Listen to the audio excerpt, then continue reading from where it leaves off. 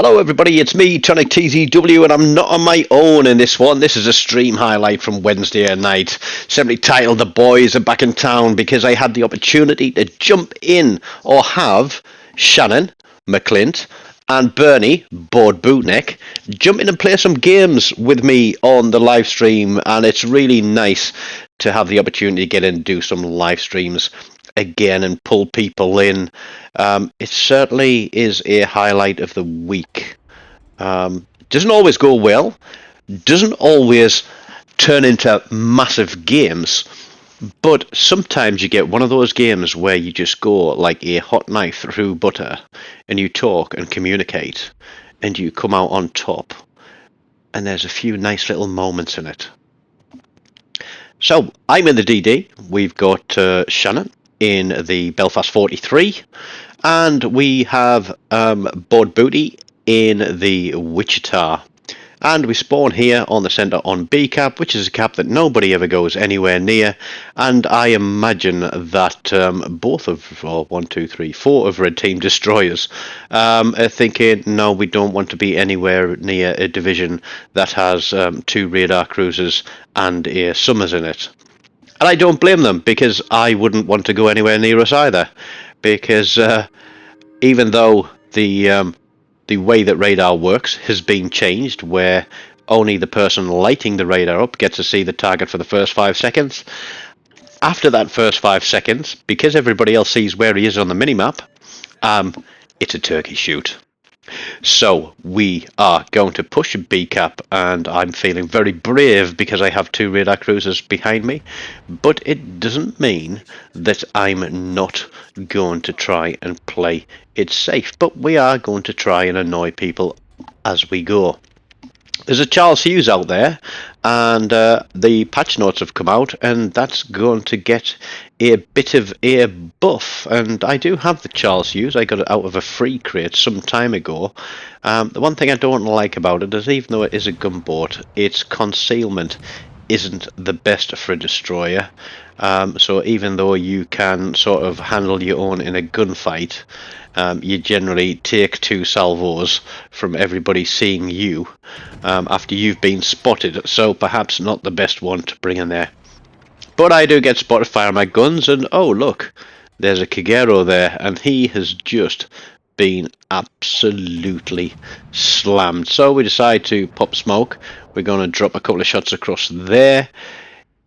Drop detection. We're going to move out of the smoke, because we don't want to be a dope in a smoke, do we? And we're going to make sure that we can get this cap turned. And also having that smoke there means that it's very good for Shannon and Bernie, because although the Belfast 43 does have smoke, the Wichita doesn't. But it means that they can sit inside there if they want to push into this cap. And there is a division out here. I think it's 2 Ruprechts and a Collingwood, and I'm looking at where they are heading to, and one of these Ruprechts is going to be the luckiest bloke in the game shortly, and we're just trying to flick between the targets and see what they're doing. Now the Collingwood to me is a little bit like a Nelson. Again, I don't have money to throw at this game, so I don't buy a lot of premium ships. If I get lucky on a campaign or event crate, that's great, but I don't have hundreds of pounds to be wallet worrying my way through every single premium ship in the game. I take what I can, where I can, and I try to do the best I can. So here we go, we've got an Akatsuki out there, so you know what we're going to do, we're going to go guns on. But that Akatsuki popping out there means that my torpedoes are going to be spotted. He disappears, I'm still spotted, right on the limit of range for that Ruprecht, and the Akatsuki comes out and starts firing his guns. I'm like, oh geez, you don't know what you're running into. Thanks for the cap reset. We'll just keep shooting at you, because even if you do get close, there are 2 cruisers behind me. And that is one of the reasons why it is important to look at the team sheet at the start of the game to understand what you are going up against, whether or not there are any divisions, who has sonar, who has radar, who has long-range torpedoes, what spreads they are they groups of 5, 4, are they fast, are they slow? That will only come with experience. So don't rush through the game. Take your time to play and learn, and watch some more of my videos where I give out lots of little tips and tricks on how to play destroyers, and also go through some of the mechanics of the game. But the guys that were across on the left side of the map on A cap have done a good job of securing that. We have secured the centre of the map, and there are a few more ships out here. Those two Ruprechts have pushed straight through. The Collingwood, I know, is still sat behind this island, and I'm thinking, can I get onto this cap and still stay undetected? Because once the rest of our team get rid of that ship on the left hand side, or the two ships on the left hand side, they're going to push around, and these guys are not going to want to be getting shot in the rear. Now, I put 2 spreads of torpedoes out, thinking that Collingwood's just going to come chugging around the corner, or perhaps try and back up. I imagine he thought I was going to try and come in the rear. I'm not that way inclined, so no, I'm going to get onto the cap and come in from the front. And I think he realises I'm not behind him, so he puts the speed on and he gets out into the cap. Did we get a torpedo on him here? I think we get one. Yep, there we go. But he's probably going to have one of those uber heals that the Nelson has. Again, I haven't really looked at the Collingwood's setup, so I wouldn't know. But imagining that it is very similar to the Nelson, I imagine he's got a very big heal on him. Now here is where I kind of fluff a torpedo launch, because I think this guy is just going to keep coming out. They're going to keep running away. But now he decides that he's going to turn into the battle. But the Collingwood disappears, and that leaves this guy on his own. There is still a Mainz, and there is another Ruprecht out there somewhere.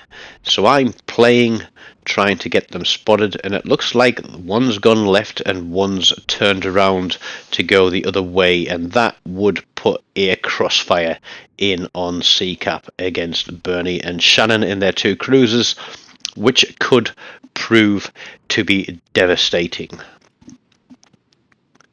So I'm just keeping things spotted, chugging around the outside of the detection range for this guy, and waiting for my torpedoes to relaunch. Now, the only thing that is going to be devastating here is the defeat of Red Team. I do 1 narrow spread, 1 wide spread. I have no doubt that that guy wants to stay side on to have his secondaries do the work, and also try and punch some holes in Berny and Shannon. But if you sail in a straight line with a destroyer about, there is only one thing that is going to happen to you.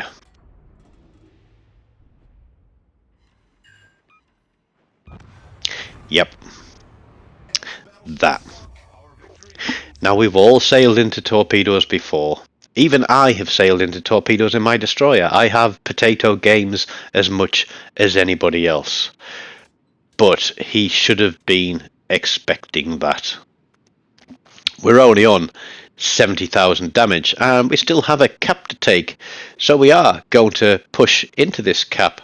I think we've got 2 destroyers, or 1 destroyer and a battleship out there on the left, still trying to take care of 1 ship, but they've got their own little war going on.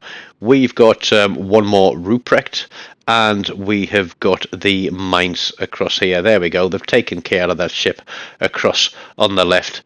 But looking at the points, we only need to kill 1 ship of the 2 to have this one in the bag. So we're trying to see where that Mainz is going to.